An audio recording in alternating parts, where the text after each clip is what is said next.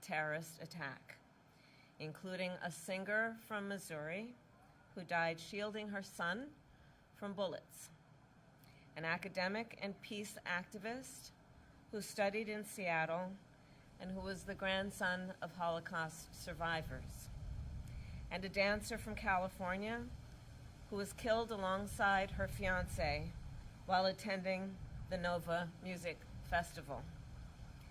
I am devastated by the pain and loss that occurred on October 7, and Doug and I pray for the family and loved ones of all of those who were lost. And may their memories be a blessing.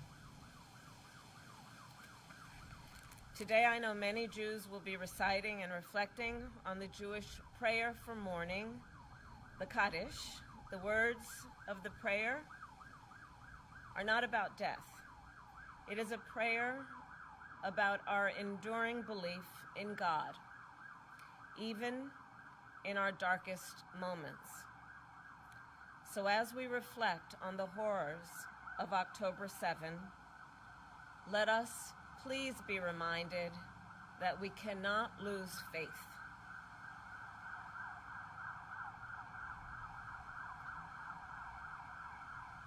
The Jewish philosopher, Rabbi Abraham Joshua Heschel, wrote, and I quote, "Religion begins with a consciousness that something is asked of us." So in this moment, on the one-year commemoration of October 7, what is asked of us? What is asked of us? First and foremost, I believe that we must never forget.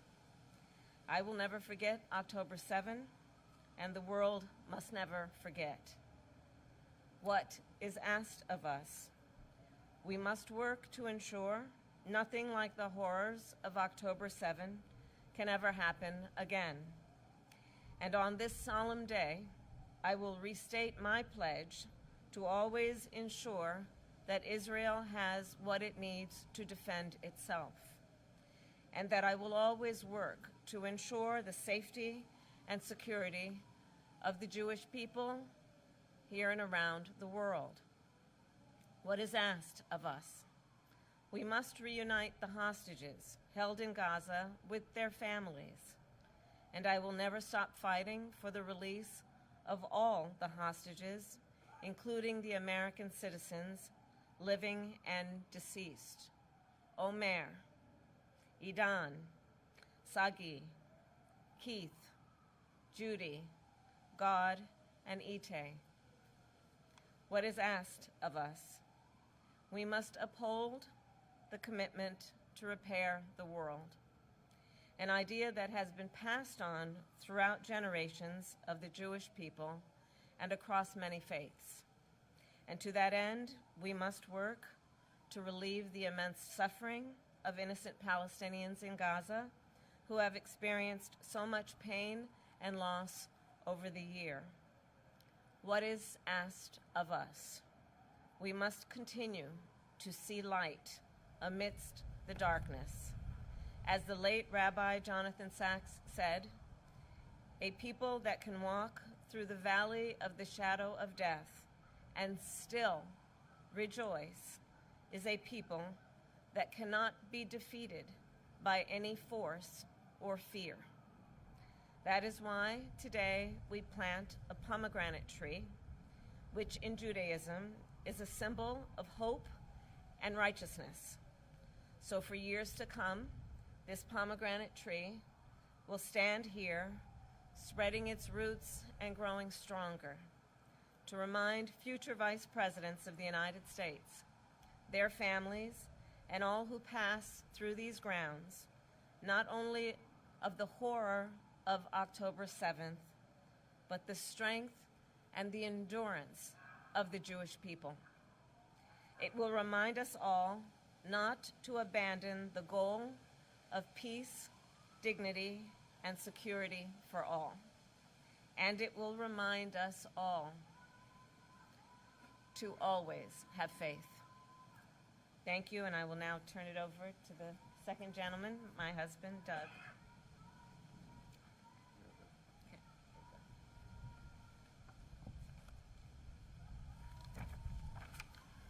Thank you.